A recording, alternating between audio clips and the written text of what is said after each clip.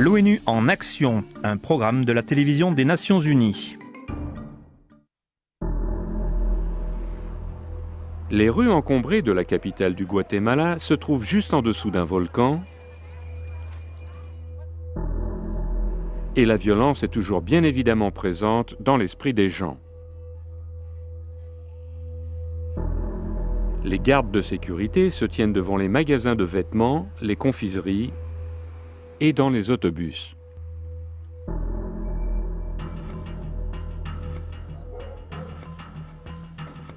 Les agents de police trouvent des morts dans la rue chaque jour et chaque nuit. En 2009, le pays a connu le nombre le plus élevé de morts violentes, mais les auteurs des crimes restent presque toujours impunis.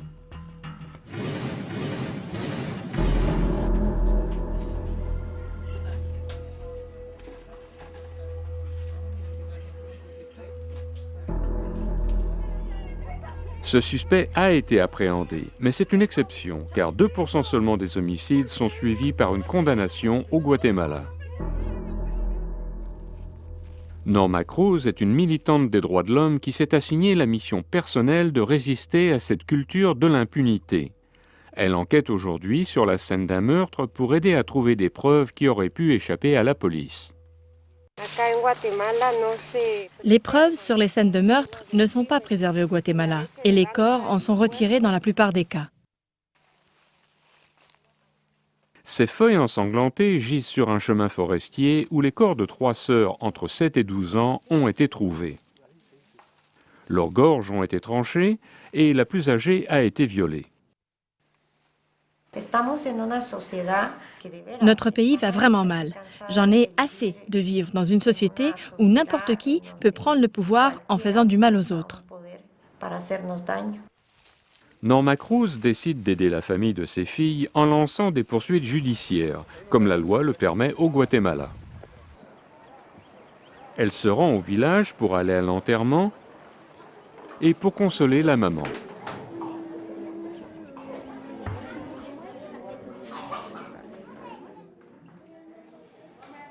Le Fonds des survivants est l'organisation de Norma Cruz qui insiste à ce que des échantillons d'ADN soient prélevés des corps. Ils apprennent ce qui s'est passé. 3 hommes ont enlevé les filles pour demander une rançon de 1 500 $ américains et ils ont découvert par la suite que le père n'avait pas d'argent.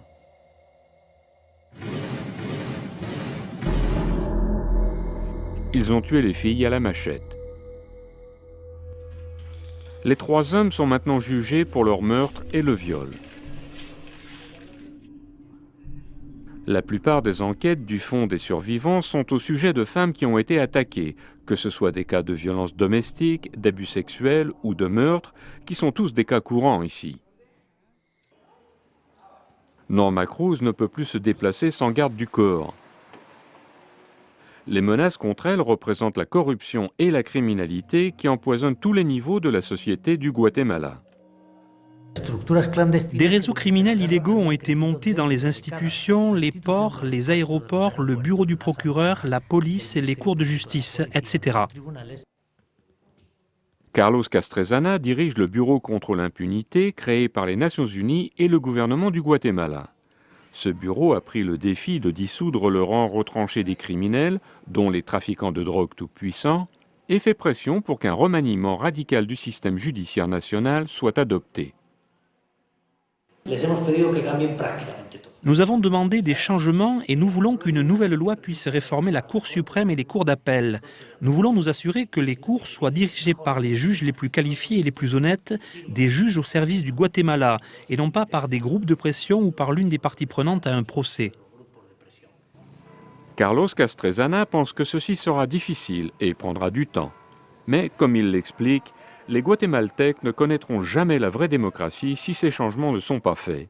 Il pense aussi que les militants comme Norma Cruz peuvent jouer un rôle crucial. La justice est tout simplement une guérison. Elle fait partie du processus de thérapie et de récupération.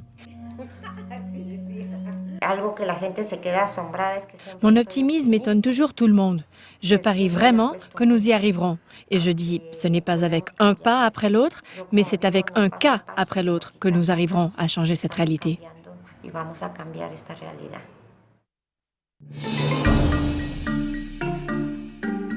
Ce reportage a été préparé par Francis Mead pour les Nations Unies.